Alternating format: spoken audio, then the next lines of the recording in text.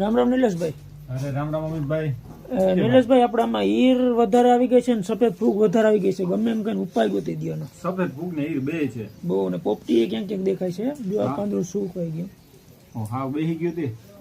તમારો ઈલાજ કહી ગયો. આનો ઈલાજ બેહો નિરાતે વાત કરીએ આપણે. આમાં હે ને આપણે સફેદ ફૂગ માટે હે ને ફૂગનાશક કામ બેક્ટેરિયા નાખી દઈએ તો થાય. પાણી પાયેલું હોય કે એવું હોય ને વરસાદ થાય તો એ બેક્ટેરિયા નાખી દઈએ તો બધે સારો ઈલાજ છે. એ સિવાય ઉપરથી છાંટવામાં તો ટેબુકોનાઝોલ 25% પાવડર ફોર્મ આવે આપણે ઈ હાલશે, હેક્ઝા 75% હાલશે, અને એની સાથે જ બીજું આવે આપણે કેરાથિન ગોલ્ડ કરીને. વધારે સફેદ ફૂગી હોય ને તો એ ફૂગ માટે નથી. એની સાથે એડવાન્સમાં આપણે એજોક્સિસ્ટ્રોબિન ને ટેબુકોનાઝોલ, એજોક્સિસ્ટ્રોબિન ડાયફેનાકોનાઝોલ અથવા એજોક્સી ક્લોરોફેનોલ આ બધા ફંજીસાઇડ નોર્મલ ચાલુ જ રાખવાના છે. એની સાથે પોપટી છે તો પોપટીમાં આપણે 2-3 પ્રોડક્ટ છે, જેમ કે થાયો લેમડા છે, ઇમિડા ફિપ્રોનિલ છે, ખાલી ઇમિડા છે, 70% ઇમિડા છે.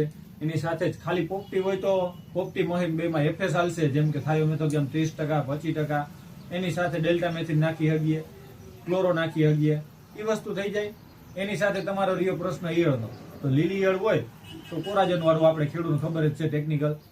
એ ટેકનિકલ ના હોય તો એની સાથે ન્યુઅલોરોન છે, ન્યુઅલોરોન ને ઇમોમેક્ટિન છે, ઇન્ડોક્સાકાર્બ છે. કોઈ પણ એવા 2 ટેકનિકલ સારા ભેગા કરી અને ઉપયોગ કરી શકીએ. એમાં આપણે પોપટી અને ઈયળનું 2 સાથે મરાય. ફંજીસાઇડ છે, ખાતર છે, એ બધા પાછળથી રાખી દેવાય. અને એક પ્રશ્ન મોટો અત્યારે જે જીવડી આવી છે પોપટી મોહી અને થ્રિપ્સ, એ તનેનો પ્રશ્ન છે. તનેની હારે સોલ્યુશન કરવું હોય તો થાયો લેમડા અને એની સાથે ઇમામેક્ટિન મમરીએલી ઈયળ અને તને જીવાતમાં કંટ્રોલ કરી શકીએ. અને બેસ્ટ રિઝલ્ટ માટે ભેગું સ્ટીકર વાપરવાનું.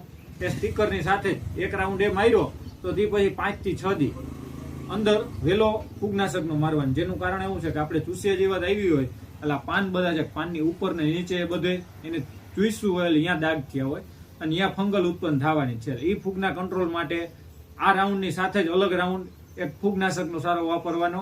અને એની સાથે સાથે છોડની રોગપ્રતિકારક શક્તિ વધે, ઇમ્યુનિટી વધે, એના માટે મિક્સ માઇક્રોન્યુટ્રન છે, સીવીડ છે, જાઇમ છે, એવા ગમે એ ખાતરનો ઉપયોગ એક્સ્ટ્રા કરવાનો. અને પીજીઆર કંઈ ફ્લાવરિંગ માટે આપણે વાપરવો હોય તે વાપરી માંગે.